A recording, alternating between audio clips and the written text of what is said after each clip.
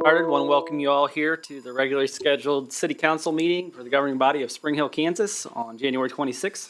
If you guys could please stand with me to say the Pledge of Allegiance.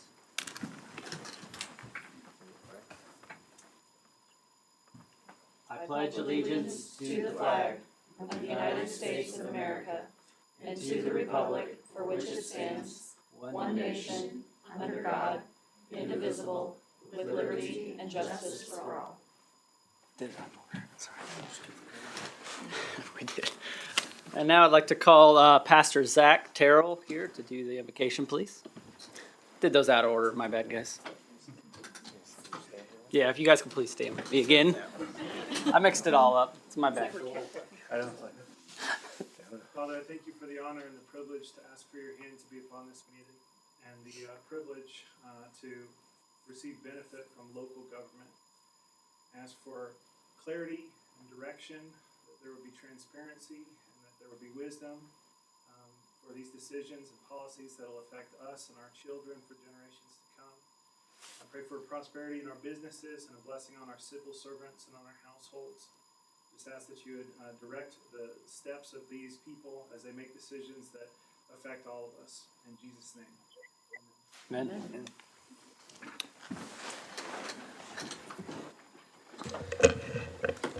Deputy Madam Clerk, could you please take the roll, please? Yes. Ms. North? Here. Mr. Van Houten? Here. Ms. Roth? Here. Mr. Peel? Here. Mr. Young? Here. Mayor, we have a quorum. Thank you. Next, we'll move on to approval of the agenda. We were asked to remove the executive session that we had on there, so we're going to remove that off of there. Are there any other requested changes or additions? If not, I entertain a motion to approve the agenda as amended. So moved. Second. Got a motion and a second. Is there any further discussion? Not all those in favor? Aye. Opposed? Motion carries 5-0-0. Next, we'll move on to the citizen participation period. If you have not signed on to the list, we have some on the list here, but if you would like to step up and speak and you're not on the list, just please step up and state your name and your address. First person we have on the list is Mr. Rodolfo Arevalo.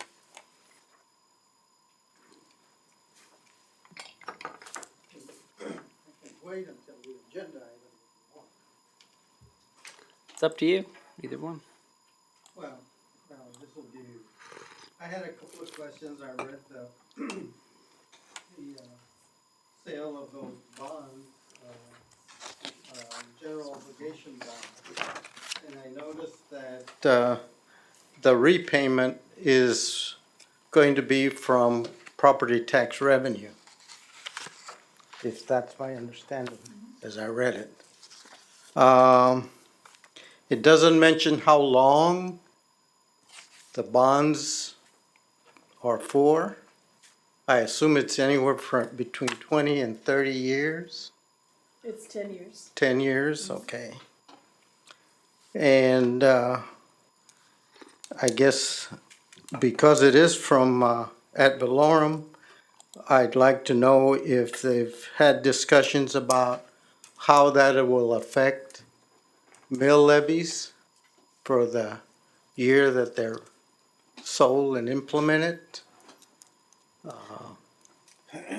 And if we had some idea of what it was, I assume that if it's $620,000 per year that you're going to pay, that should be somewhere between 5.5 to 6.8 mills, depending on what a mill is worth at any given time.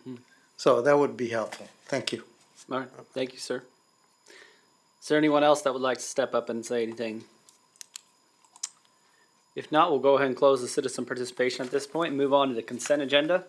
Are there any requested changes by the staff or anyone up here for the consent agenda? If not, I entertain a motion to accept the consent agenda as presented. I move to approve the consent agenda. Second. Got a motion and a second. Is there any further discussion? Not all those in favor? Aye. Aye. Opposed? Motion carries 5-0-0. Next, we'll move on to formal council action, and the first items we have on the agenda is to consider the approval of board appointments. We have several different appointments for the Cemetery Board, Parks Advisory Board, and Planning Commission. We'll start with the Cemetery Board. This first person that I'm nominating is a reappointment, and her name is Polly Mahoney, and she would like to be reappointed to sit on the Cemetery Board. And then the next two on, Mr. Keith Stiles, second person, I'm recommending him for appointment. He's been involved in the community for years and years. His family's been around since about as long as Spring Hill's been around. And then the third person on there is John Nevius. And so he's also been involved in the community for a long time. So those are the three I'm nominating to sit on the Cemetery Board. And then on the Parks Advisory Board, these are all reappointments. All three of these have served faithfully for a while on these boards, and they have a lot to give, a lot of good input, and so I'm recommended that they all three be reappointed. The first one is Mr. Roger Welsh. The second one is Mr. Rodolfo Arevalo, and the third one is Mr. Troy Mitchell. I'm sorry, did you say parks? And sorry, that is the Planning Commission. Yep, not Parks, my bad. Now moving on to Parks. We have one seeking reappointment, and her name is Caitlin Downey, and she's done a great job there on the Parks Board, and so she's requesting to be reappointed to that. And so those are the three. I entertain a motion to appoint all those appointments, or if you guys have any questions or concerns or comments, please have at them. Does that fill everything, or do we still have any? That fills everything except for one spot on the Parks Board, I believe. If I'm thinking correct, I believe we have one spot open on the Parks Board, but the other two are completely full. So, if approved. If not, I entertain a motion to approve the appointments as presented. Hopefully you don't need those listed out. Otherwise, I'm gonna have to get some notes on Still, this. Okay. I move to approve the appointments made by Mayor Berkey to all boards mentioned. Second. I've got a motion and a second. Is there any further discussion? If not, all those in favor? Aye. Opposed? Motion carries 5-0-0. Welcome, guys, and thank you for serving. Can we clap? Yeah, we can clap. Next item on the agenda is consider the approval of appropriation order number 2023-01-26. And Mrs. Dunn, you have the floor. Thank you, Mayor.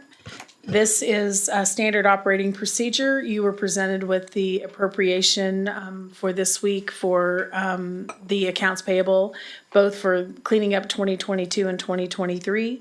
And I'm asking for your approval on the appropriation for $456,464.17. I'll take any questions you might have about the items we are paying. Thank you. Are there any questions or comments on that? It looks to be pretty straightforward, but obviously should be happy to answer any questions if you have any. If not, I entertain a motion. I move to approve appropriation order number 2023-01-26. Second. Got a motion and a second. Is there any further discussion? If not, all those in favor? This will be a roll call. Oh, this is a roll call, sorry. Deputy Madam Clerk, will you please take the roll? Ms. North, Yes. Mr. Van Houten, Yes. Ms. Roth, Yes, with the exception that I abstain from invoices pertaining to J&T Auto Service. okay, Mr. Young. Yes. All right, Mr. Peel. Yes. Sorry, Mr. Lang. All right, motion passes 4-0, well, 5-0-0. I don't know how, with 5-0-0 5-0-0 with the abstention from Ms. Roth as far as J&T invoices. All right, thank you. Next item on the agenda is consider approval of resolution number 2023-R-02, a resolution authorizing the city of Spring Hill, Kansas to construct certain main traffic way and traffic way connection improvements and authorizing the issuance of general obligation bonds of the city. Mrs. Dunn, also Mr. Ellsworth. Mr. Ellsworth is on the phone with us tonight, and in the event you have any questions for him, he'd be able to answer them from the Teams meeting. What we're working on tonight is the extension of the capital improvement plan. We planned for a number of projects to be completed in 2023. And so this first resolution that we're considering or asking you to consider tonight is the resolution to do a couple of things. One, to identify, actually three things. One, to identify that these are the projects that we're going to work on in 2023, that we are going to use general obligation bonds to fund those projects. And those bonds, those will come in two phases. Tonight, we're going to talk about the first phase, which is a $5 million bond for a handful of projects, for all street projects that we're talking about tonight. And then later on, we'll come back and we'll ask about issuing bonds and temporary financing for the 199th Street East improvements, Ridgeview to Renner Road. But tonight, we're going to do an umbrella resolution to cover both bond issuances, to establish the projects involved, to put in a lid on the amount of funding we would be looking for, and then to make sure that the city could be reimbursed by these bonds in the event we've spent any money on those projects before the financing comes in. That way the city would be repaid and projects can move forward. I'm happy to discuss any questions that you have, any details that you'd like more information on. This will be in two parts. This one is the umbrella, and then the next one is specific to a set of projects and a dollar amount for those projects, You want to talk about that too then? I guess at the same time. if you'd like to. Jim? I guess, yeah, I would just piggyback off of Rodolfo. So where are we planning on? Are we just gonna add this into the budget and go from there, or was this something that I know we probably planned for that, but I want to make sure I understand. You bet. This will be a 10-year bond. Our general philosophy on bonding, depending on the project, of course, is 10 years kind of our limit. In 10 years, we'll need to be working on some other project. So we don't want to extend it beyond some great period of time. You also have to think about the life of a road and a street. And so going much beyond 10 years, not every street is going to last that long, or the improvements that we're making. On the budget portion of this, the bond we're talking about tonight, the 5 million, the 620,000.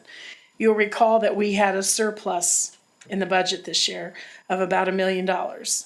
And so, assuming that we're gonna build on that going forward, that is the money I'm recommending in the 2023 budget be put towards this bond payment. I'm not, at this time, anticipating a mill levy increase, and I'm certainly not directly saying we'll need 5 mills to fund this bond. We should have the money in the sales tax and franchise tax and the other items that are raising because of our population increases to fund this bond. That was kind of my thought behind it, but I wanted to make sure Right. I was on the right path there. Right.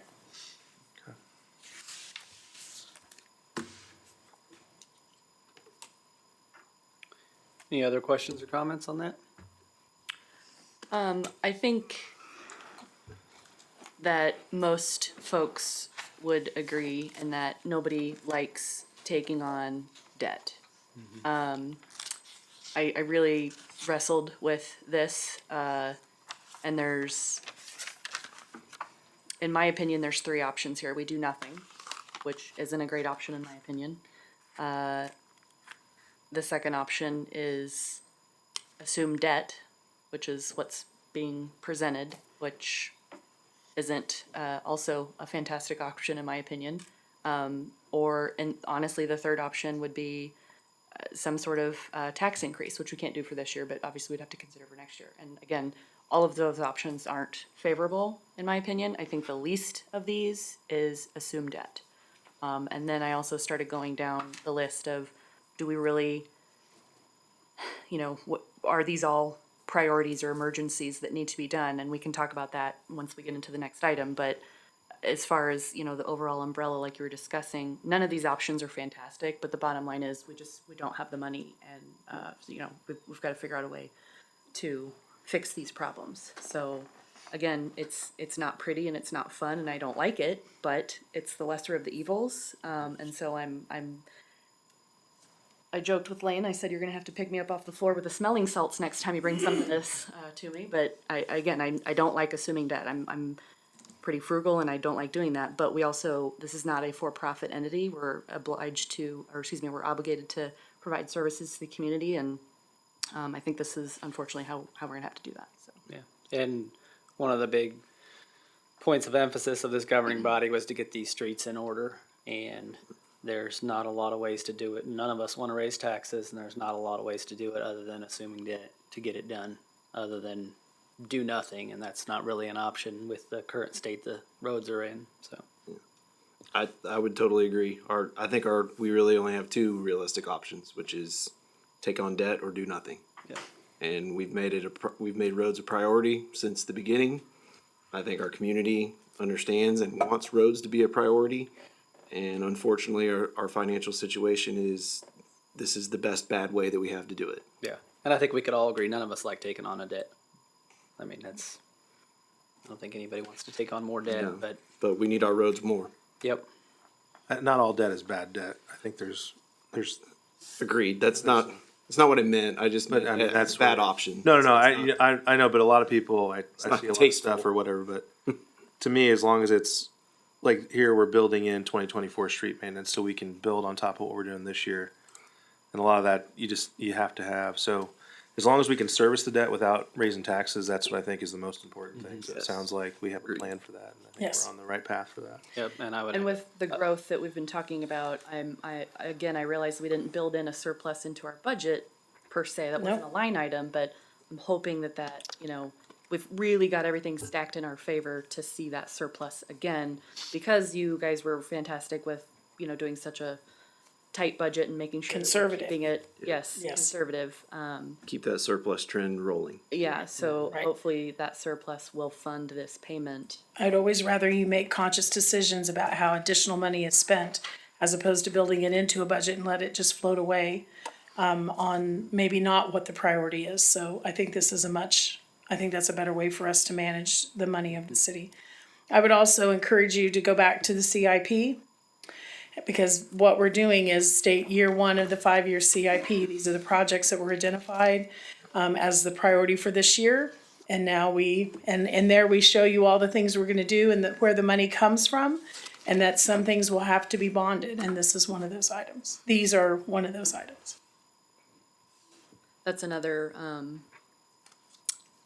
concern of mine of not, I'll say, getting started. If we just push this all off till another year or another time, then 24's list gets really long, or 25's list gets really long. And if you look back, Rhonda was nice enough to provide me another copy. If you look at some of those projects that are coming up, the pricing of those projects are vastly larger than this collection of projects. So I'm not trying to paint a doom and gloom, but, you know, we've got things that need to get done. That's right. And pushing it off, the bill will come due at some point. And it'll one be way or even another. more expensive if we delay road improvements now. They'll be Right. even in more worse shape and cost more to fix. So, yeah. Well, I was gonna say, not to mention just the deterioration of the road, but just everybody's been seeing inflation, like even if the road stayed in the exact same shape, if you push it off for 2 years, guarantee you the price is gonna increase. Not because the road necessarily deteriorated more, but just because the cost to do that service is more. And it's 2 additional years that we have lousy roads. Like, we need better roads now. Again, I don't like it, it's not my favorite, but I realize we sometimes have to do things we don't like to. We have to accomplish some things, and they require money. Yeah. And I don't know if, I'm sure others have been receiving communication, but I get communication on when is this road gonna be done, when is that road gonna be done? So again, we have an obligation to provide those amenities to the citizens. Great. Any other Good questions? or discussion. comments? If not, I entertain a motion.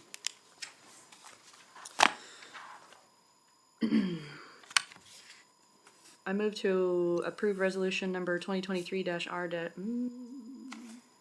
Sorry, I'm off one. No, I'm not. No, you're right. 2023 R-02, authorizing the city of Spring Hill, Kansas to construct certain main trafficway and trafficway connection improvements and authorizing the issuance of general obligation bonds of the city. Second. Got a motion and a second. Is there any further discussion? If not, all those in favor? Aye. Opposed? Motion carries 5-0-0. Next Thank you. item goes along with that, and it's consider approval of resolution number 2023-R-03, a resolution authorizing the public sale of approximately $5,145,000 of principal amount of general obligation bonds, Series 2023A of the city of Spring Hill, Kansas. Mrs. Dunn and Mr. Ellsworth, you still have the floor. That's right. This is an extension of the previous one. Quite obviously, there are, as the projects that were defined in the umbrella resolution, there are several that need to begin now, as opposed to 199th Street on the west, on the east side, has more engineering and more things coming for that. But these projects specifically are 183rd Street from 169 Highway to the railroad tracks, Lincoln Street, the Phase 1 and Phase 2 that we've talked about for some time in here. The 2024 street plan, there's a map defining the region that we're going to do in 2024. The exact streets and things haven't yet been decided, but we defined the perimeter so that we could then make a better plan a little closer to 2024. And then we'll have 199th from 169 to Clare Road, or the west city limits. That's a CARS project that Johnson County is funding, and we have a portion of that we pay for that project. And then the Lone Elm Road at Dayton Creek. You were also provided a list that gave some more details on what those projects were. And I'm happy to answer any questions that you have. We're looking to fund these projects with cost of issuance in a total of $5,145,000. The first payment due on that would be in 2024. So even with the different start dates, we're able to lump them all together to try to get better pricing. That's right. All right. What's the estimated start of construction for anything? Like, is spring, summer? Spring. So pretty soon, once we get into decent weather. Yeah, the CARS project on 199th is way down the road. That's moving forward. Some of them are engineered. 183rd is a public-private partnership that we're shoring up there. And so, yes, we want these to have spring starts, so we will have them finished in 2023. Be using some of them by fall. Yes. I think some of these are important to note that there is funding partnership. For example, the CARS project, obviously, that's kind of a no-brainer. I think that's very appealing to maximize our dollar by utilizing that funding partner with the county. And then there's a potential partner with the 183rd project there. Lincoln Street, I drove all these roads today. Good. Lincoln Street is probably the worst, in my opinion, in my unprofessional street bad. truck driver opinion. Lincoln is bad, and it needs it, and I know the businesses on that street have been asking for that road to be repaired for quite some time. And so- I've personally heard from multiple of them. Right. So I think that needs to be done. They're also big players for the city, so I think it behooves us to make sure that we can get trucks in and out of there safely.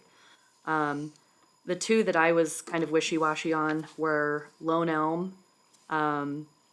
Not to say that it's fine, it's not. It definitely has places where it needs work, but I didn't think it was near the severity of the others. And then the annual street maintenance, not saying we don't need it, that's not what I'm saying at all. I'm just saying that's 2024. I didn't know if those were two items that we could possibly push off for a later date, but after really thinking about it, we push it off, it's just gonna make the next time we come to this, table and talk about this, it's gonna make that next bond even bigger. And I did have a question for Tyler, if he's with us. Are you there, Tyler? Hi. Yes, good evening. Hi, could you share the benefit and/or hindrance financially if we were to break this off and, like, let's say we removed some items and we did a smaller bond this time? I'm assuming that we wouldn't get the better interest rates and things like that kind of like what Chad was alluding to. But would you confirm that or elaborate? Yeah, well, yeah, I think that's exactly right. I think anytime you delay a project and delay financing a project, you not only run the risk of increasing costs just due to inflation, but you also, if you're financing it, as you indicated, expose yourself potentially to changing market conditions and changing interest rates. So rates have been high over the last few months, but I think they're on their way down slightly in the last few weeks. And so it's anyone's guess what rates will be at 12 months from now if we were to pull out the 2024 street maintenance and the Lone Elm project and try to finance those a year from now. So it might be that rates are slightly lower at that point. It might be that rates are higher. It's anyone's guess. But as you've all have previously discussed already this evening, you know, the roads are going to continue to deteriorate over those 12 months and inflation keeps climbing higher. So it probably on balance makes more financial sense if you have the capacity to do so now, to do these projects now for all the reasons that have been raised so far. Okay, thank you. I just wanted to, again, confirm that. That was my assumption. I had a question also. I know on these, sometimes is there any kind of prepayment penalties on these bonds? As far as if we were to be way over and we have some cash to be able to pay them down early? How does that look? That's a good question too. There's typically a 7 or 8 year period where the bonds cannot be prepaid.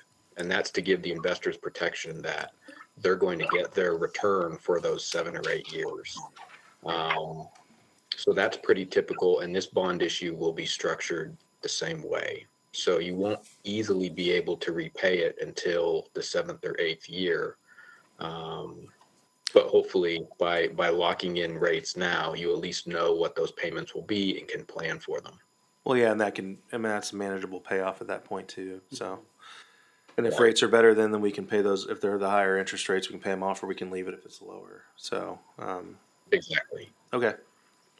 Thanks. I think it's also important to point out that we cannot choose different projects. We can't say, oh, we were gonna do that, but we'd really like to do this, and we switch out. We are locked into certain projects and we'll either spend the money on those projects or we won't spend the money. So we can't change our mind on which projects we're going to spend the money on.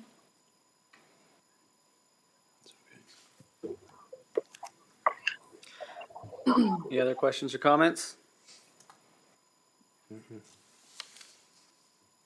If not, I entertain a motion.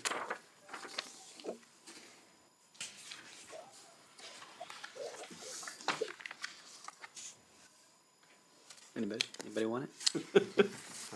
What all do we have to say here? Let's see.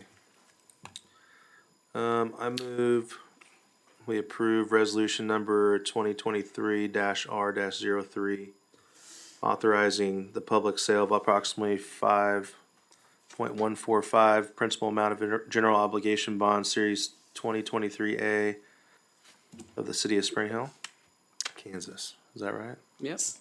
Good enough. Second. Got a motion and a second. Is there any further discussion?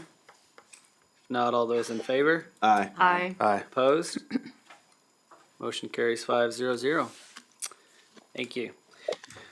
Next item on the agenda is consider approval of resolution number 2023-R-04, amendment of resolution number 2022-R-05 relating to the intent of the city of Spring Hill, Kansas to issue industrial revenue bonds for Gemtech LLC. Mrs. Dunn and Mr. Ellsworth, you still have the floor. This is an administrative housekeeping resolution. The deadline to finish this project up is April the 1st, and even though Gemtech believes they're going to be very close to that date, they are asking us to extend the date until July the 1st to make sure that they accomplish what they were intended to accomplish. And so this is not new. We are not adding more IRBs. This is not formal debt of the city. Gemtech will repay this money in a lease agreement with the city.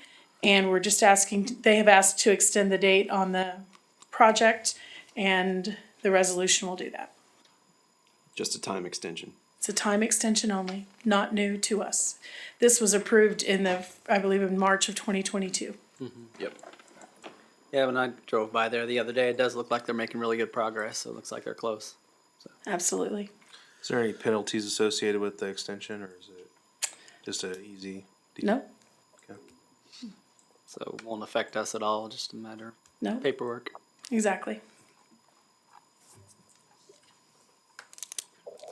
Any questions or comments on that one?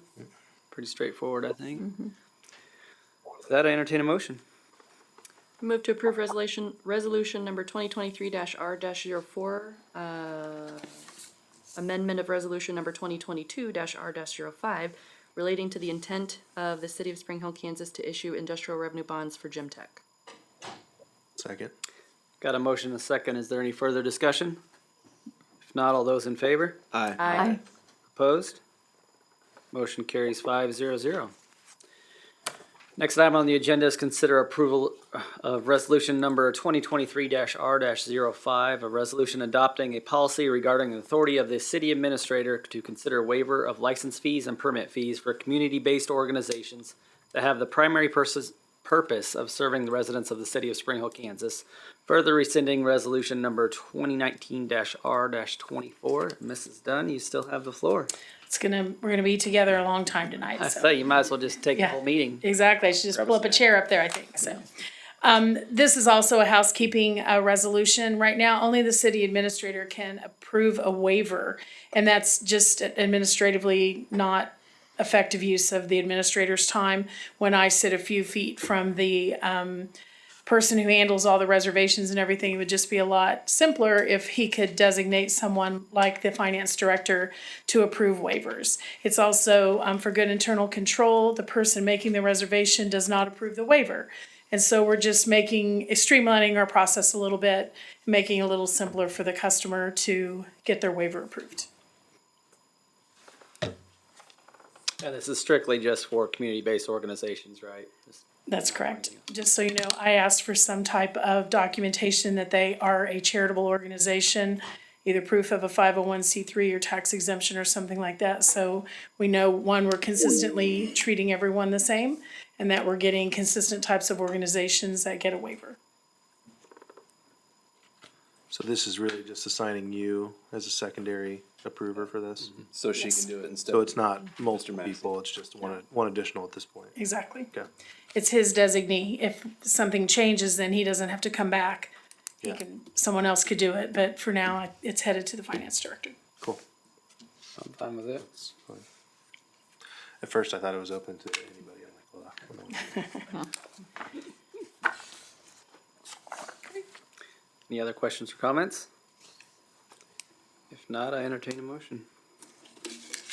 I move to approve resolution number 2023-R-05, adopting a policy regarding the authority of the city administrator to consider waiver of license fees and permit fees for community-based organizations that have the primary purpose of serving the residents of the city of Spring Hill. Further rescinding resolution number 2019-R-24. Second. Got a motion and a second. Is there any further discussion? If not, all those in favor?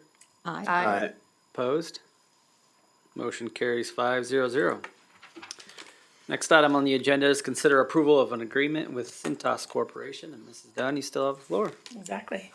Okay, I'm excited about this one for the employees tonight and also for the city because we're gonna take out the headache of procuring uniforms. As you can imagine, anything you go to buy right now has been difficult and we have struggled to find uniforms and spent a lot of staff time to do that. And so we're gonna switch to a Cintas rental program where the employees receive 11 sets of clothing. And I have samples of those clothing laying across the back chairs if you'd like to see what they're getting, if approved. And what they'll do is they get 11 sets of clothing, so one's in the laundry and one's being worn, and they bring it back every week, and Cintas takes care of it and brings it back. They replace damaged or stained clothing. They do not provide hoodies or boots, so we'll still have that cost. And I did an analysis for you that in the long run, we will be spending more money, but right now we can't get uniforms. We can't get high visibility clothing, and we're running around, what we write the check for the uniforms doesn't account for all the money we spend acquiring uniforms. The other thing with this uniform that I had never, the uniform rental, is I had never thought about. A lot of people in a home do not like to put our work uniforms through their washer and dryer with grease and chemicals, and they work in water and sewer and everything. They don't like to run those through their washing machines, and that takes that off of the family and puts it back on the city to take care of those uniforms. So I am asking that you approve the agreement with Centos to provide a rental uniform policy for the Public Works Department. So how much extra does it cost to have them launder? Can you do the agreement with Centus without having it laundered? Because it seemed like that increased it like $3,000 or $4,000. For the year. But we would be back to procuring uniforms. Centos, I don't believe, we did not ask to make an arrangement to buy uniforms from Centos. I don't know that they just sell uniforms. The rental program only does them laundering. So like that's the only way that they do it. You could purchase from them, that then it would be our responsibility, and we'd be back in the same boat as what it seems like we are right now, with difficulty in finding stuff. And several of the places I've worked, and Mrs. Roth, I think your business does uniforms also, probably, I think with the same place. This is a really easy and efficient way to solve the problem, and asking staff, particularly Public Works and Parks, that are out in the grime and the dirt and the grossness, to take that home and put it in with their kids' laundry, or, in the same laundry machine that your kids' laundry is in, is just, I find that to be a little bit ridiculous. So at the size of organization that we are, I think this is a very common sense maneuver. We utilize uniform services at my business, and it's well worth it for all the reasons that you just said. There are some items that uniform services don't offer. The women's section is usually a lot less options, as far as lots of reasons, but anyway. And you're absolutely right, when you try to go procure those items, nobody has them. Everything has gone up in price, so even when you can find them, they're way more like, I think in the agenda you had provided us an estimate that somebody had rounded up, and it was higher than what was expected. And so again, even procuring them is more expensive than what was budgeted. Than what we budgeted, exactly. So again, even if you can find them, it's more expensive, and I agree that a uniform service is well worth it. I've also know of other similar businesses as myself and the city where people get dirty at work every single day. It's part of what they do. And other businesses, their solution was, well, we'll bring in washers and dryers and you guys can do laundry on your lunch break. That's not a solution. I'll be honest, I said the same thing. Said, well, then we'll just buy a washer and dryer and they can be washed through the day or whatever. And that's not something I want to ask the and staff. they said, we've tried that before. Yeah, So, yeah. and you are exactly right. The other bid that we had excluded jeans and excluded boots and was $7,500, which is what we're going to get the entire program from when we use Centos. And so, and it was $7,500 without boots and jeans, so it was gonna be quite a bit more.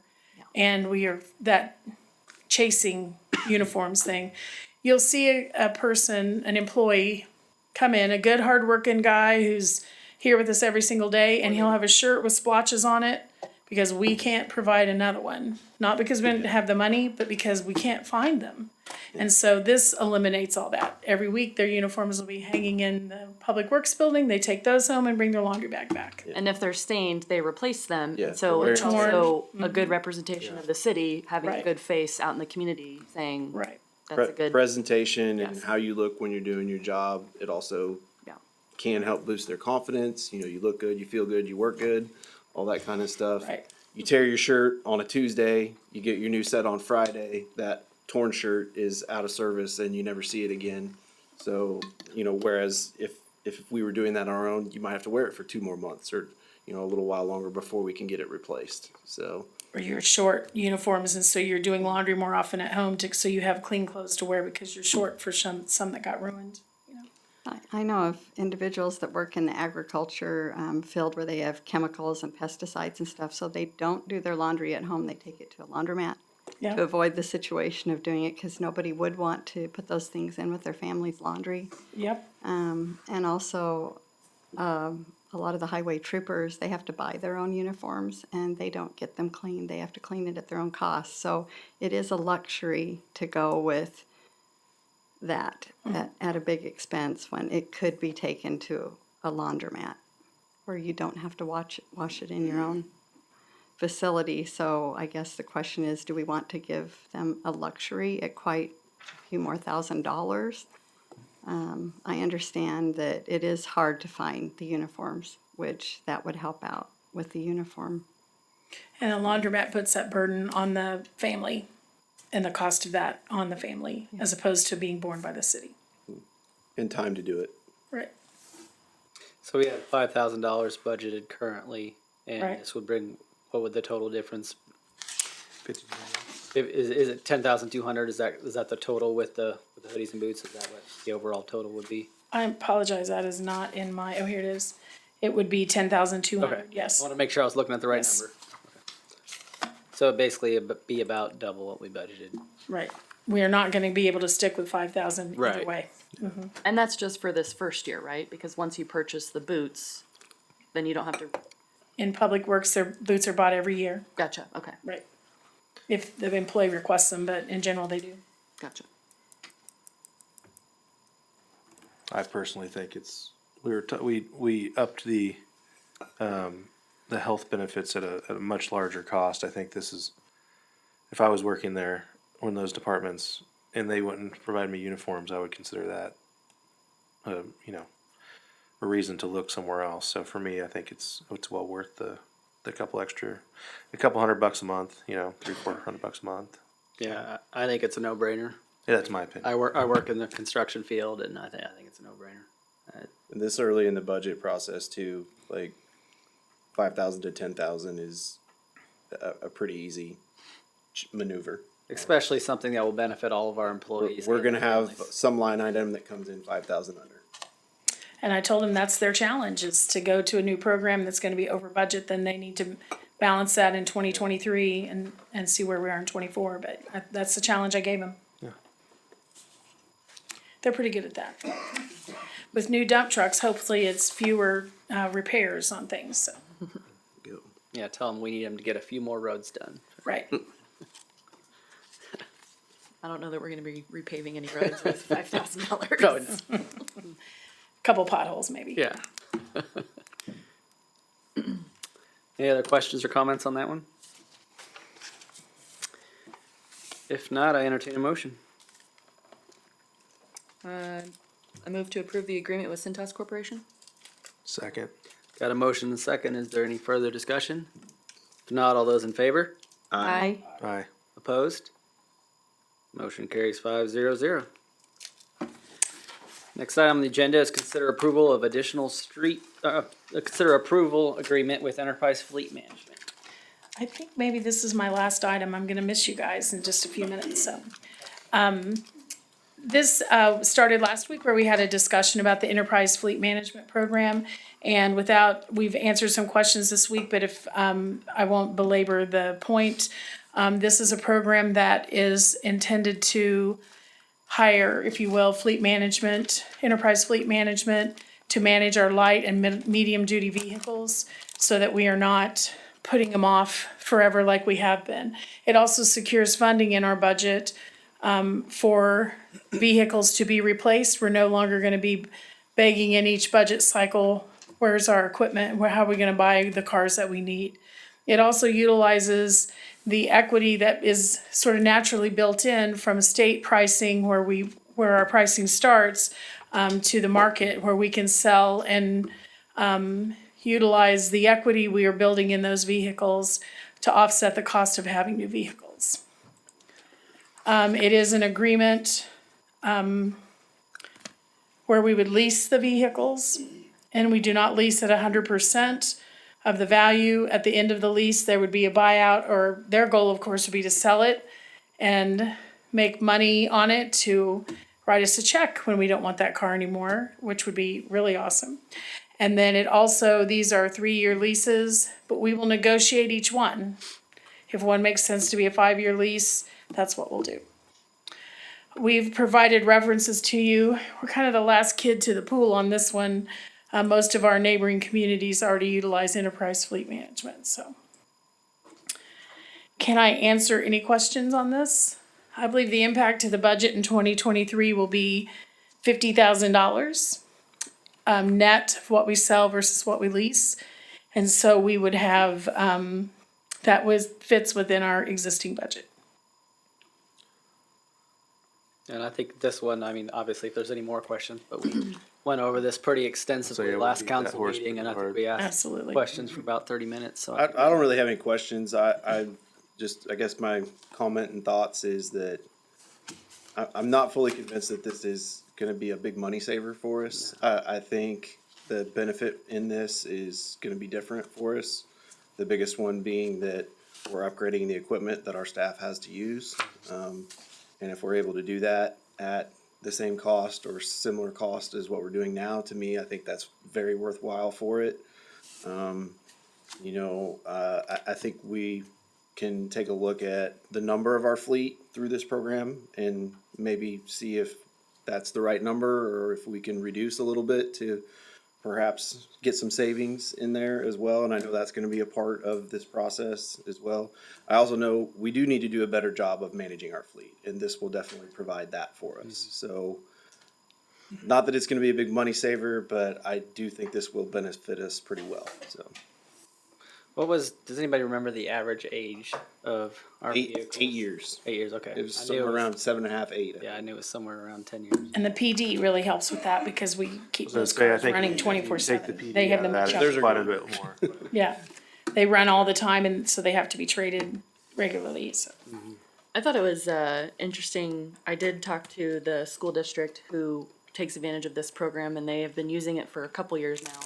And with me, with the past 2 years, they've rotated their entire fleet out in 1 year. So 1 year had it rotated out, another year rotated out, and they actually made money both years. Now again, that's not something that we should plan on. If they stay the way they are, I mean, that's possible. But their fleet is It's actually possible. very similar in size as ours. Wonky market. Yeah, I assumed it would be way different and they had bigger buying power, but really their fleet was about the same size as ours. So Well, that's the again, thing if we where- could get on board with that same concept, I think this is, We're using Enterprise's buying power, so that's where we end up being equal. Yeah, So, buying I mean, And their selling power. yeah. Yeah. You know, when we put, instead of us onesie twosie selling them, they go in their pool and sell them. When you got somebody who says, yeah, this is the right time to sell this one, or it's Right. not the right time. So Right. I like it. I thought it was good. It kind of goes hand in hand with the Centos thing. Is that we have better vehicles to drive. I mean, if things are equal everywhere else, but we have better vehicles and good uniforms and stuff like that, it kind of goes along with keeping the people that we have that we want to keep. And funding for their projects, and they're gonna be very busy. Yeah, I agree with you, Chad. I think it's kind of, like with the health insurance thing that we did, trying to pay, their health insurance 100%. It's just one more of those things that we can do for our employees to make the quality of their life better and their work life better. I think it would also be valuable to talk about, okay, I think any fleet in general is going to naturally get some abuse. You've got multiple different drivers in and out of that vehicle and not one person saying, this is my baby. Not saying anybody's intentionally abusing anything, but just natural with the fleet. Right. And especially if, we're only to have the vehicle for a year and it turns around, we may not even do an oil change on that vehicle before we trade it in. So the neglect of maintenance would not be as likely in a program like this when, number one, you're trading them out, at whatever time frame. And also, like, I think you said, Brian, that you've got somebody who's managing it for you. Right. So the neglect of the vehicle and the depreciation wouldn't be as much. So I think that would be just something important to discuss with the staff. Like, hey, nice new vehicles, make sure that we keep them nice and new. So when we do trade them in, that they would bring the highest dollar. We focus on fixing roads and water meters and not trucks. That's right. Very true. Any other questions or comments on that one? If not, I entertain a motion. I move to approve the agreement with Enterprise Fleet Management. Second. Got a motion and a second. Is there any further discussion? If not, all those in favor? Aye. Opposed? Motion carries 5-0-0.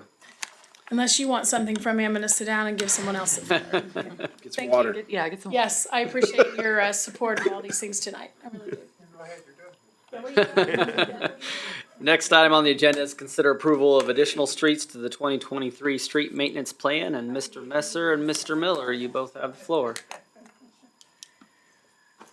Good evening. What I have for you tonight is, I consider approval of additional streets to be included in the 2023 maintenance program. They came a long ago with the ARPA money and the 200 from the gas tax money, but there is an additional money left over that Miami County had provided for street construction. So what this proposal is to use that in addition to the ARPA and the 220 this year for an expanded street program for this year. And this is using the money that was provided by Miami County for some construction. So the roads that were selected and added to the list are from the Miami County. Obviously, I don't think they would be happy if we put Johnson County roads on there. So, and there is also additional charge, it would be additional charges for the city engineer to increase the task order to compensate for the additional work because of the additional funding that is provided for this. So, staff has selected additional streets for the surface treatment. We're talking chip seal, base repair, crack seal. And again, the summer of 2023 is what we're looking at here. The budgetary impact, the streets, Miami County funded for the remaining of the Miami County funds earmarked for construction, approximately $850,000. And then the Johnson County street expenses will be funded from the ARPA, and which is approximately $848, and $220,000 from the gas tax program. The alternatives: approve the program as presented, reject it, and which will result in the no street maintenance on the project for 2023, or remand the issue back for more study. Staff recommends the approval of this, of the 2023 annual street maintenance program with the minor adjustments necessary based on the actual contract bids. I guess I have any questions? So the yellow all the new stuff that being Yes. added? Well, it kind of moved it around to make sure that the roads, Miami County roads, I met was gonna the say, it's amount. not one is showing, that's just new roads, but The green's the new. The green's Oh, the new. green- The other ones were the original ones. okay, Yellow we'd already approved and the green is what's additional now. all right, cool. And to follow up on that, like, those are some of our worst areas where the green is, so I'm incredibly happy to see us getting to that area. I know the residents there will be happy, with that.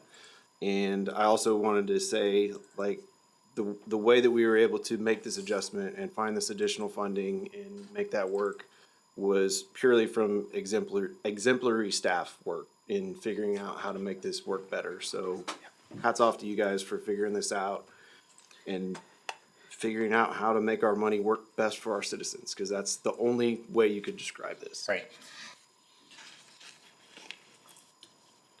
And we're doing what we can. Like I said before, one of our biggest goals was to get these roads fixed. So we're plowing forward as hard as we can to get it done, and we're relying on experts to pick the best spots to utilize And this one right here, biggest amount of. this is 1.9 million, not being bonded, cash out the door, going straight into the roads. Yep. The way that these roads were basically selected was the condition index.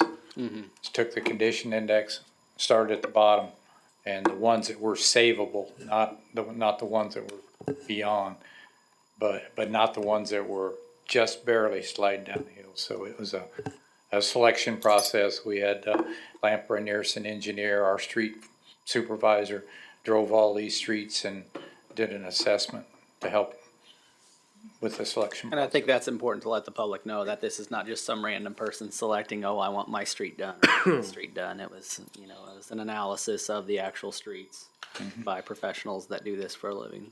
And we're gonna try to do a chunk of that in-house as well as some of this, the street department will be doing crack seal and crack repair ahead of the contractor, trying to even add more work and get a little bit extra out of the dollars we got, so.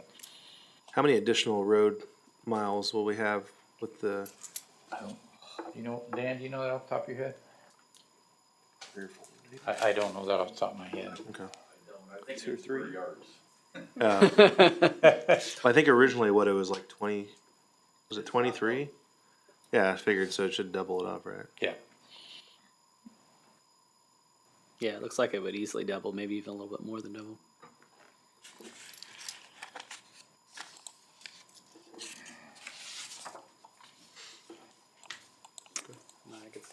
I think it's a great idea. I think it's a good step in the right direction. Any other questions or comments on that?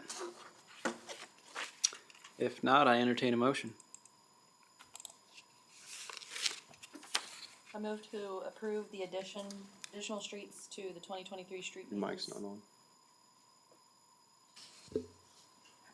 on. Move to approve the additional streets to the 2023 street maintenance program as presented. Second. Got a motion and a second. Is there any further discussion? If not, all those in favor? Aye. Opposed? Motion carries 5-0-0. Next item on the agenda is consider approval of ordinance number 2023-01, rezoning Z-000056-2022, 223rd Street and Victory Road, RR to R1. Mr. Burton, you have the floor. Oh, we got a question. I'm sorry, I know. As part of that, I should have read the suggested motion, but part of it would be provided in the program approved, recommend the approval of the revised Lamprey Nearson task order to provide the design and construction service. I had mentioned that there would be an increase in that to cover the additional, but could we get that in a motion? You want me to strike it and start over? Just do a new motion based on that. Let's, okay. I think I have it here. Thank you. I'm sorry. All right. All right, we'll redo that one. With that, I entertain a motion.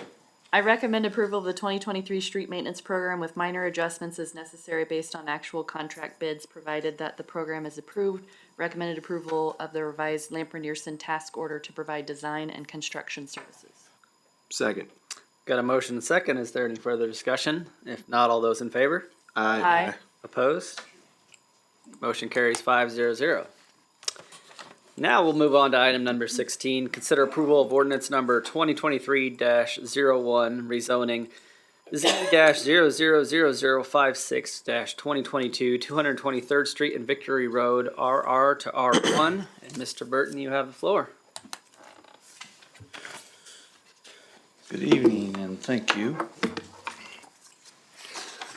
So tonight the next 4 rezonings up are in the same location, same property. First we have Z56 2022. It's a 7.97 acre tract. It's on the southeast corner of 223rd and Victory. They'll be asking it to be changed from RR rural residential to R1. The planning commission did approve it at their last regular scheduled meeting.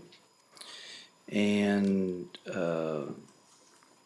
Spring Hill Planning Commission and staff recommends approval of ordinance 02301 for the rezoning of Z56 2022 from RR to R1.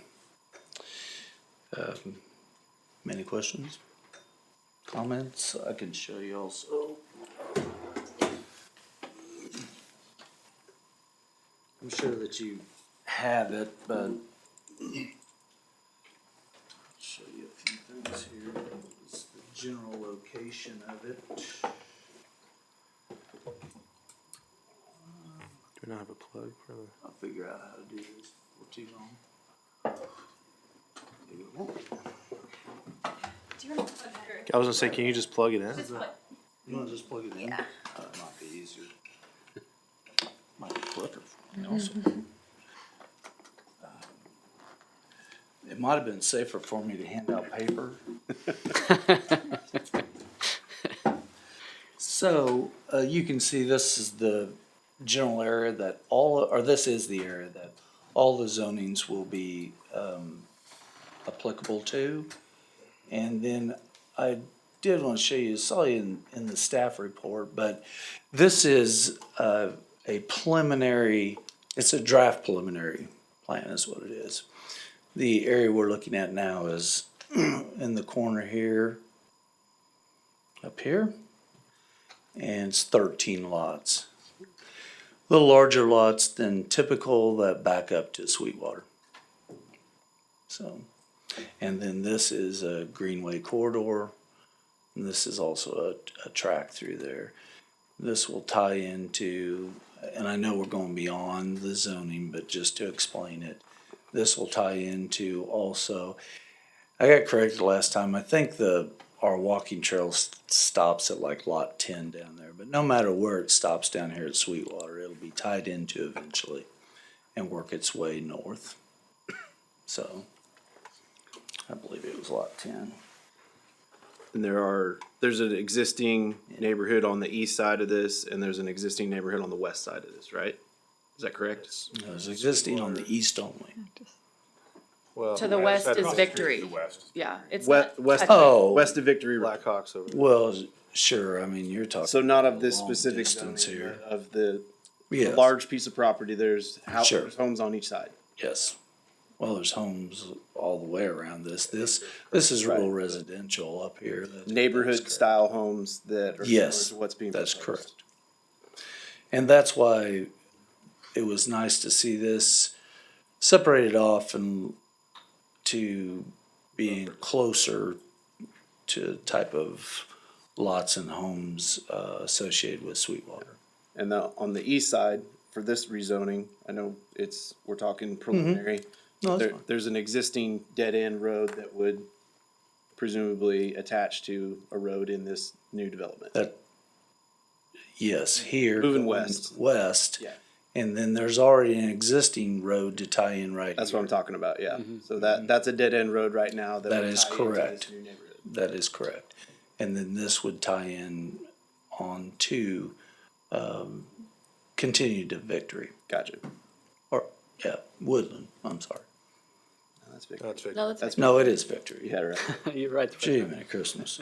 But it would, yes, and then it would make a connection through there.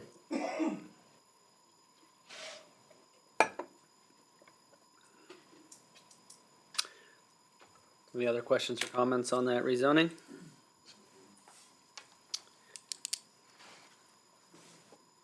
If not, I entertain a motion. I move to approve ordinance number 2023-01, the rezoning Z 56-2022, 223rd Street and Victory Road from RR to R1. Second. Got a motion, a second. Is there any further discussion? If not, Deputy Madam Clerk, will you please take a roll? Mr. Peel, Yes. Mr. Young, Yes. Ms. North, Yes. Mr. Van Houten, Yes. Ms. Roth, Yes. Mayor Berkey. Yes. Motion passes 6-0-0. Thank you. Next item on the agenda is consider approval of ordinance number 2023-02, rezoning PZD 00057-2022, 223rd Street and Victory Road, RR to RP1. Mr. Burton, you still have the floor. Great, thank you. So as the mayor had said, this is ordinance number 2, 5722. It'll be a planned district area. Eventually it'll be not so much as the width of the lots. They will be a little smaller in some cases, but setbacks on it. And it is this area right here, the greener shaded area. There are approximately 43 proposed lots right now. R1 or RR to RP1, and Planning Commission approved it. Legal has looked at it, and Planning Commission and staff recommend approval. I'll take any questions. So you're looking at this part right here. 43 lots.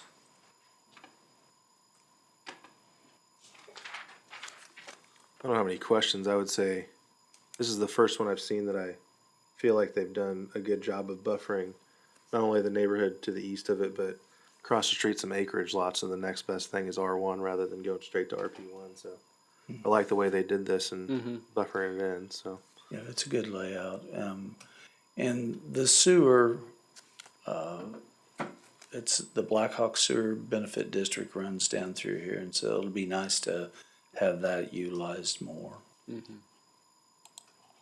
I know there's one neighbor to the south that's everything going to run kind of east rather than straight directly south. There's that big piece of property right below them. Now, well, actually, the sewer runs through that property. Oh, it does? Okay. Yes. I don't know, Jay, did you buy that property? Not yet. Okay. So, Oh, looks good. Okay. Any other questions, comments? If not, I entertain a motion. I move to approve ordinance number 2023-02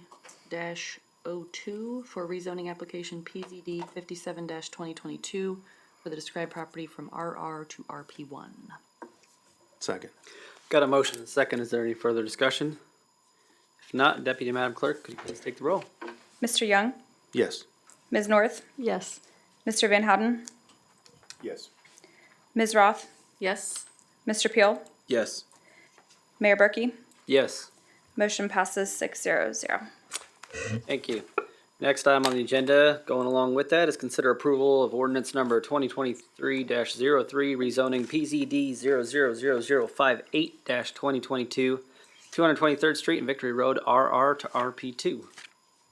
okay, thank you. Again, as the mayor indicated, this is an RR to an RP2 district. And it's this district here, as shown in the draft preliminary plat.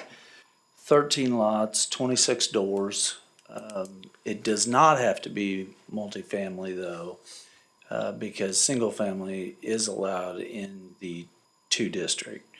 So I say that kind of with caution, that it does not have to be duplexes.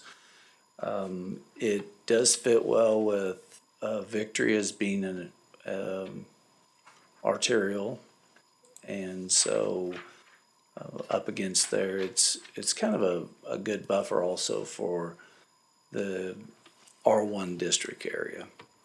So, and like I said, right now there's 13 lots and could be 26 doors of R2.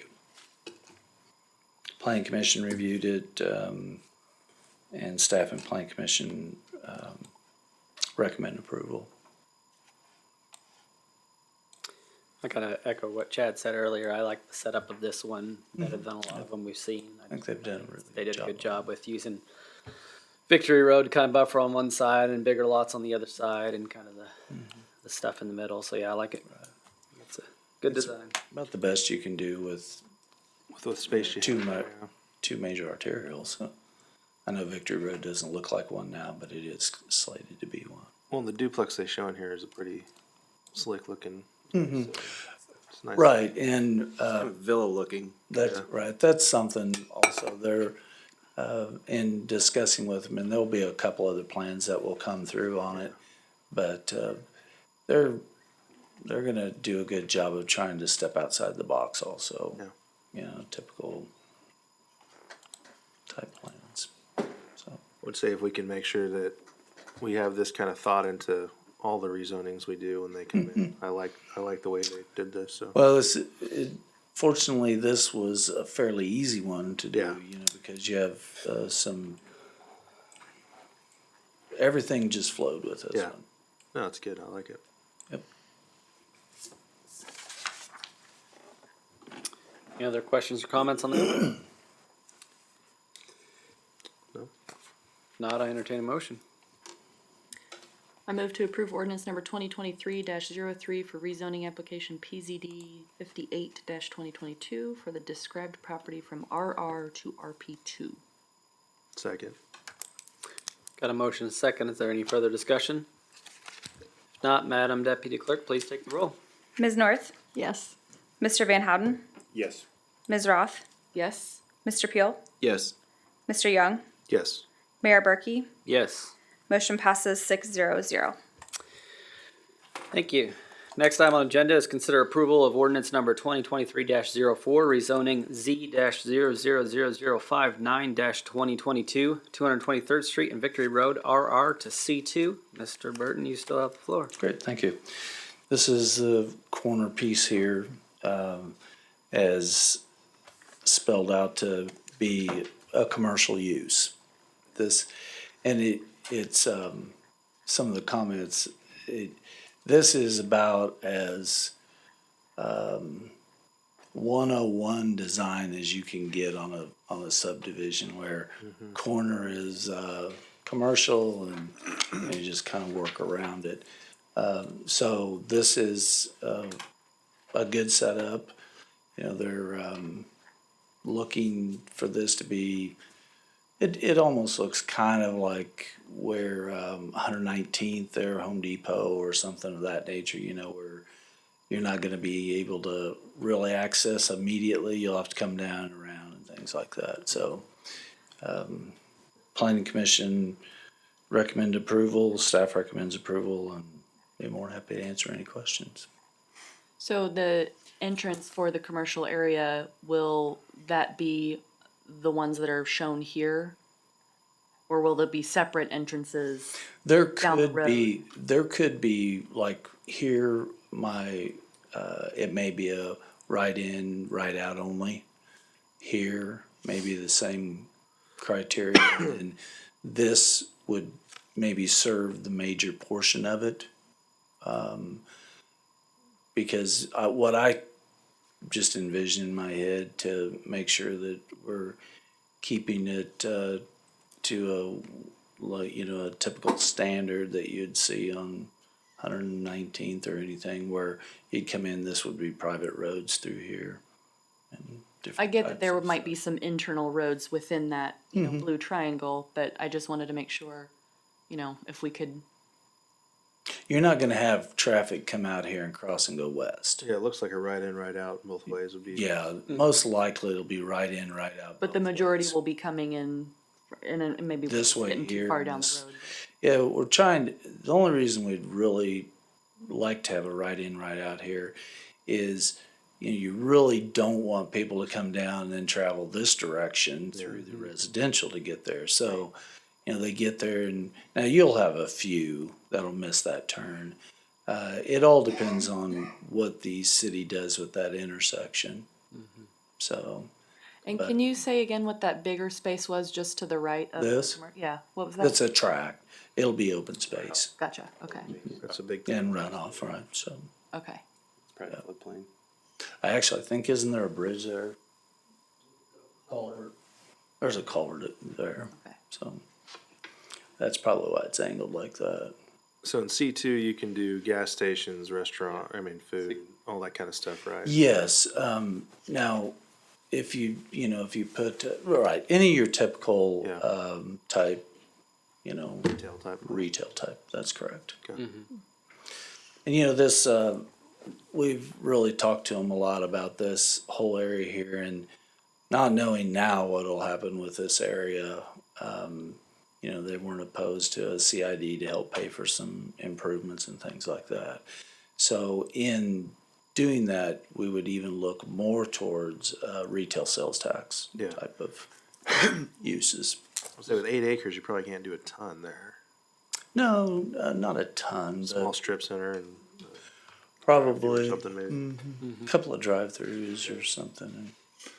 Pat, could you speak to, we don't belabor this, but No, that's- speak to the benefits of commercial development there on impacting that intersection and the streets potentially, just how we're able to Sure. generate revenue and.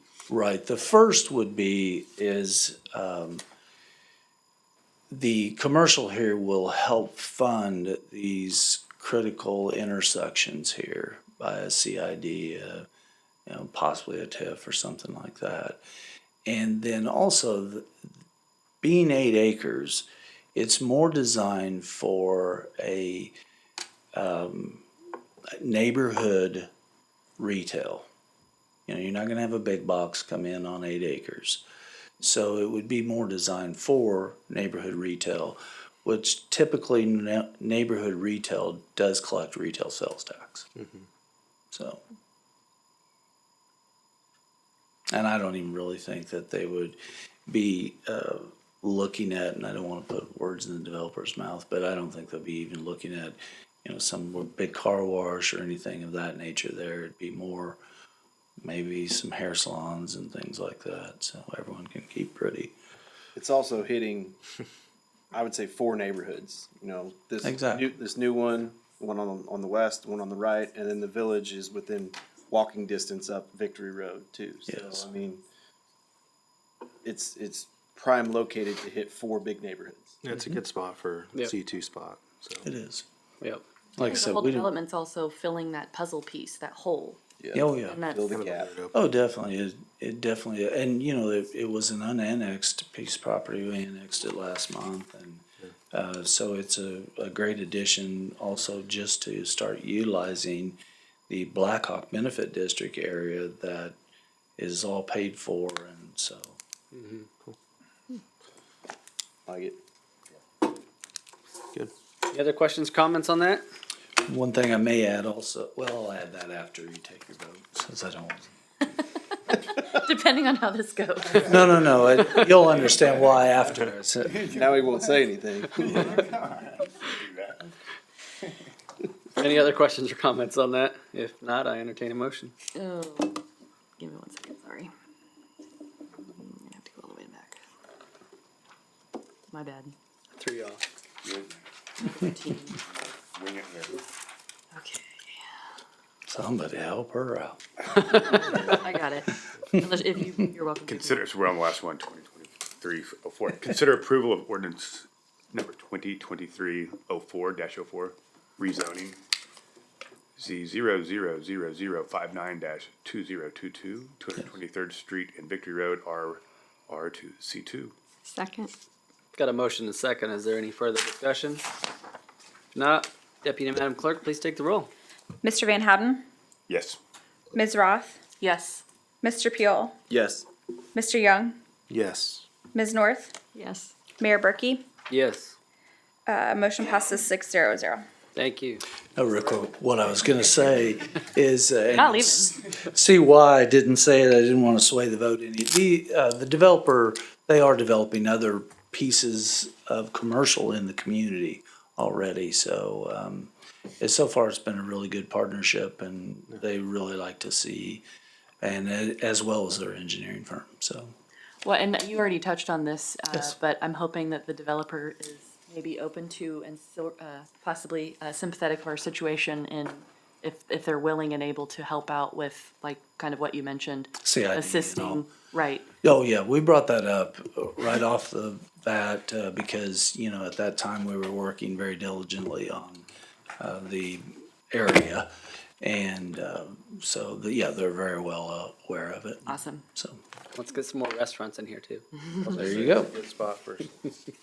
Thank you. Thank you all. Thank you, sir. Have a good night. See you later. Next item on the agenda is a discussion item, and it's a Spring Hill Recreation Commission art program. And Mr. Messer, you have the floor. I'm gonna sit this one out. Okay, I was gonna ask you. If you have specific questions that Mr. Messer is not able to answer, I will answer them on the back end as Spring Hill Recreation Commission, not as city council member. So, I do have some announcement stuff too, so don't forget me. All right.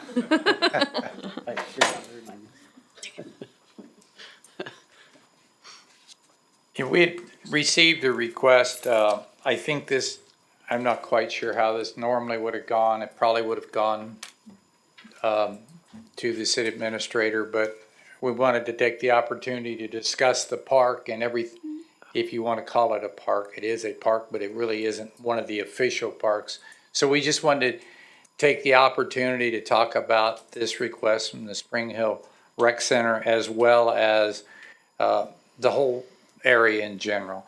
It's not listed as a park, although it's a small piece of property that has brought interest in the past to become a small little downtown park. It's where the park bench is. Well, first I'll get to the specific what they're asking to do, and that is to put a little 4x4. The city put a little 4x4 slab where that bench is on the left, and from there they're going to commission through their grant program or their to put a piece of art. And with that in mind, where we're at, I'll go with that, and then I'll talk about the rest of it a little bit.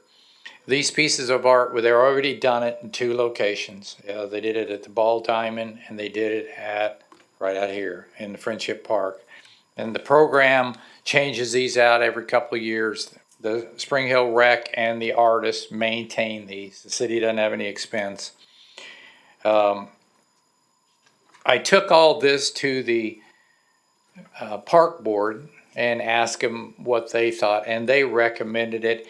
And one thing we came with one caveat, because in that park there you can see there's a flagpole and there's a small little memorial to speak of from the American Legion.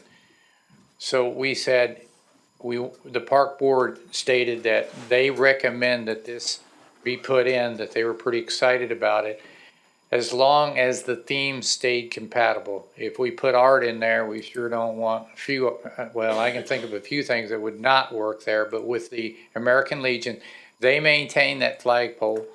They put the flags up. We put flowers and the grounds around it, but they wanted to make sure their recommendation said compatible use, and I think that's entirely reasonable. In fact, I asked some members of the American Legion, and the ones I talked to were very much in favor of this. They thought it would be exciting, and I will go next week to their meeting and present this even further information. The artwork can't be selected till Spring Hill is selected by this group that puts this out, the Creative Communities Alliance. And then at that time, then you go through a list of submittals from the artists, and you pick something, which will all be done by the rec center, and then I hope they bring us in on what it looks like and all that. Let's see what else.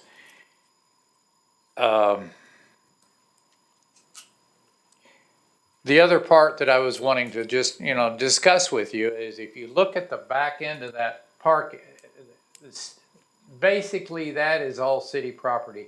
Past that area that has the mulch and is surrounded by the wood. Ultimately, I think what we were talking about doing is seeing if we want to give the park board some work, because they want to feel like they're not just sitting there. And in past, it was pretty much they weren't challenged. So I was wanting, and that was part of the briefing I wanted to give you. I want to challenge the park board to come up with a plan to utilize that whole area. I can see maybe we're not talking about a lot of expense. We're talking about a bare bones. Maybe the street department help take the asphalt out if we want to put grass in there or dirt. A small amount of effort. We kind of get caught every once in a while with requests from people, and they want to put a bench somewhere. Well, this might be a perfect place that we could put a couple of benches in there. I know there's been interest from the downtown businesses that we do something there. So I want the park board And I've even been contacted by some Eagle Scouts periodically. This would be a perfect project for something like that. So that's what we see down the road. But with all that aside, what they're asking, and I just wanted to brief you that they had made the request to put a piece of art there. And it will be, we're gonna stipulate it's a patriotic theme. And again, I'll talk to the American Legion because they do maintain some of that. I don't know what the agreement was with them when they put the flagpole in, but I know they had a little problem with it not long ago, and I had to search to find out who had a key because I couldn't fix it myself because they have a locking halyard on it, and so they do all the maintenance on it. So it's a partnership in there, and we want to continue that. So that's pretty much where we're at. Right. I think that'd be great to, especially this location in the warmer months when people are down there and they're getting their coffee, they're shopping at the boutique, they're doing their crafts, they're shopping for quilts, whatever. This would be a great space for people to sit and eat their ice cream or whatever. So I think if we make it visually appealing, Yeah. I think I that would think be we can also, a great like I said, I want to pull the park board, I gave them the other day, I said, you know, I want to pull you guys into the Veterans Lake. The design of these granite slabs and benches, we want to give them the first shot of looking at it before we prevent it forward. So we want to give them something exciting to work for. And I think maybe even on this one, I can challenge them to talk to the business owners up and down there, see what their ideas are. And so I'd like to use it as it's not like I said, it's not on our list of parks, but we do own all the way to that other street. You look at that parking lot, it's two different colors.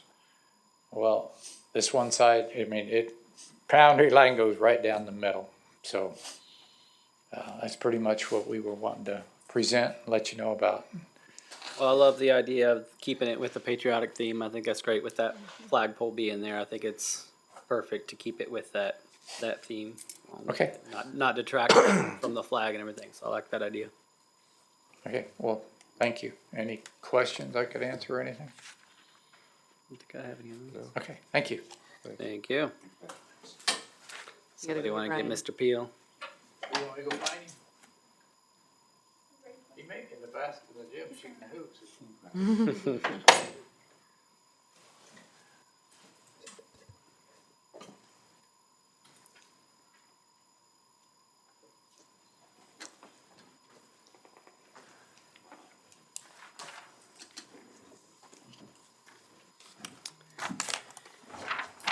All right.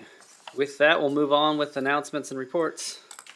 I don't think I have anything major other than, like, once again, still excited to continue seeing fiber internet being installed everywhere, all over the place, and just bear with us, a little patience, and some of the mess in people's yards and stuff. We have talked with all the companies, and they have guaranteed to take care of the issues, any issues that arise.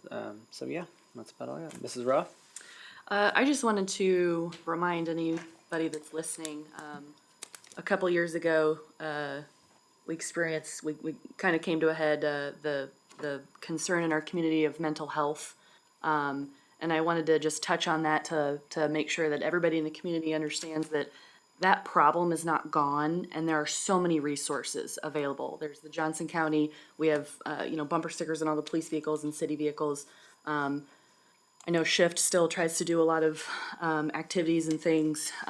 Zero Reasons Why is still very active, so there's a lot of resources out there for anybody who's experiencing any kind of mental crisis. And I just wanted to remind everybody that there's lots of resources out there, and don't ever be scared to use them or to ask for help. So that's my PSA.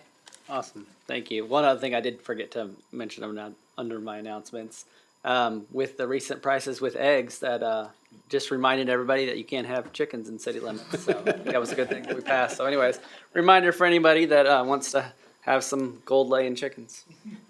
Mr. Van Houten. So I'll keep it short. Actually, no, I'll ask Pat or Lay maybe to expand upon the comp. We're getting ready to start the comp plan coming up. And just, anybody's got any ideas for solutions around here, you know, feel free to chime in, right? This is your chance. Right, so, we did start the comp plan, at a special meeting last week. And the upcoming meeting, we're looking at the first two chapters. We're still, working through the agreement with Shockey, but it's not stopping us, we're going on. One thing that we're really excited about, and we tried to announce it, and we'll just keep hammering on it, is there will be a digital platform. So that means that, you know, you're at home and you can just get on it and put your comments in there. You can do it having us call you back or join in live at the meetings, or you can do it anonymously. So I think it'll be really good. And just so you know, the Planning Commission decided not to form committees to have it with this digital platform. I think that everything will work good. And we'll just break down, we're gonna go every single chapter and plus parks and trails and things like that. So we're excited to get going on it. I know it's gonna be an eye opener, probably to me more than anybody else, but it's your time to figure out the destiny of your own community. And we really do. I think we're all excited to get that comp plan going. It's been a long time coming. It's been many, many years since it's been done. Definitely way past due. And I would definitely, I think, echo everyone else up here. We would definitely encourage the public to get involved, whether it's Definitely. online, whether it's in person at meetings, whether Right. any way you can. We And- definitely want input, and we do take that to heart. And any input, there's no right or wrong answer on this. You know, it's going to be for the greater good of the community, obviously. But if you have something to say, don't hesitate. You know, and no one's going to think any different of you. You know, that's what it's there for. So we'll have this coming Planning Commission. We're going to have what we call a brain dump. Everybody writes down and puts it down there, and then we'll have another one. And hopefully after the community just sees what it is that, and they're just, you can just bring your paper in, lay it down, and then we'll go through them all and analyze them and put them on some sort of spreadsheet or something and go from there.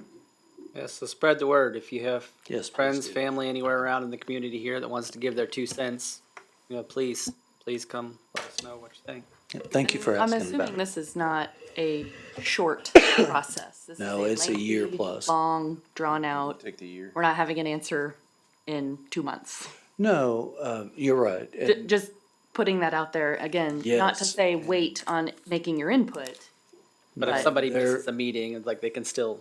And the other thing I do want to stress is there is no wrong or right answer on this. It's a vision that the community needs to take on how they want to see their community grow and in what direction, as far as, you know, to give an idea real quick, industry versus commercial versus residential versus multifamily, streets, you know, types of streets and things like that. Trails and connectors. Trails and connectors will be a real small part. No. It's a very large part of ours, but, and it is, that's right, we want to lay that out. And the other thing is now with trails and connectors, in connecting to federally funded parks and all, it's becoming more and more, grants are more and more available for things like that. And that's what I literally was just gonna say. I'd love to see us start utilizing some grants and really go after some of those things. Yes, I think so. That they're, some of that money that they're just dishing out right and left. Yeah, and most of the time, as long as you have a good vision and you can show that that's the direction you're going to go, it's a lot of times it's a lot easier. So, thanks for asking. Mr. Van Houten, do you have anything more? That was it. Thanks, Pat. Mr. Peel? You mentioned Clearwave. My family has an install date with Clearwave. So after almost 6.5 years of internet frustration, we're less than 2 weeks away for solving that. So that's an exciting thing at the Peel household. 2 chamber events that are upcoming that I think are pretty significant. One of them actually got rescheduled, but it's the barbecue on the hill. It was supposed to be the 7th. That is when members of the staff and governing body from the city, the school district, the chamber, and the rec commission have all traveled to the State House to meet with our state representatives to talk about Spring Hill specific issues.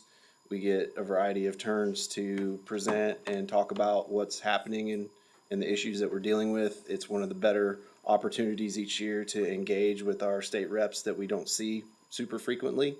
So that'll get rescheduled. So maybe late February, early March, somewhere in there, sometime in the next 2 months. But we also always take them K&M barbecue, so it has like a Spring Hill touch to it also. So that's coming up, and then the other one is the legislative breakfast. That is on the morning of February 25th, so right at about a month away. It's a Saturday morning, 7 a.m. to 9 a.m. It's here in this building. It'll be in the room right across the hall. Probably the best opportunity around the year for the public to engage with our local elected leaders. So if you want to come hear them talk, see what they're interested in, voice your opinion about what is troubling you or what issues you have that are happening around here, that's one of the best opportunities to be able to do it. So it's early on a Saturday morning, so that's kind of a difficult deal, but I think usually there's breakfast along with it. So and it's free, doesn't cost anything. So if you want to get engaged and you want to learn, that's a great way to do it. And I really enjoyed that last year. I got a lot out of it, so I would definitely encourage anyone that wants to get involved. That's a good place. Anything else, Mr. Peel? Nope. Mr. Young? No report. Mrs. North? I'd like to thank the Public Works for keeping the streets nice and clear and safe on our snowy day. Mr. Massey? I think Councilman North just stole part of my thing, but there's a lot going on at City Hall and throughout the city with projects. I'd like to thank staff for doing an excellent job. Ms. Dunn this evening basically ran the relay by herself and completed that. So once again, I'd like to echo that thank you to the staff for keeping the roads clear, and thank you for taking on all the projects that we're dealing with, and it's going to continue. So thanks for all the help. Mr. Burton? Nothing. Chief Henson? Well, I want to echo what Councilman Roth said earlier today. I'm a part of the Public Health Leadership Committee as a law enforcement representative for Johnson County. And that's my meeting right before this. But mental health was there, Johnson County Mental Health was there, and he kind of briefed us a little bit about some of the things that they're doing. And a couple of stats, pre-COVID, they would usually have about 17,000 calls through their crisis lines. Last year, they had 40,000. They are now connected to 988, which is the national number that you can call for mental health to get to a clinician or anyway, I can't think of the word. Anyway, a person that you can talk to. And if it's connected to, if you're a 913 number, it will connect to our crisis center here in Johnson County. The suicide is still occurring. About 1 out of every 10 emergency visits are by someone who is having ideations or is in that, position where they are thinking about it. But the good thing is they're coming to help, getting help. That number has gone up. And his point of view is that that's a good thing because they're actually getting help. The other thing I'd like you to know is that from our perspective, every officer has gone through mental health first aid. It's an 8-hour course. We try to do that every other year because it's good to repeat it.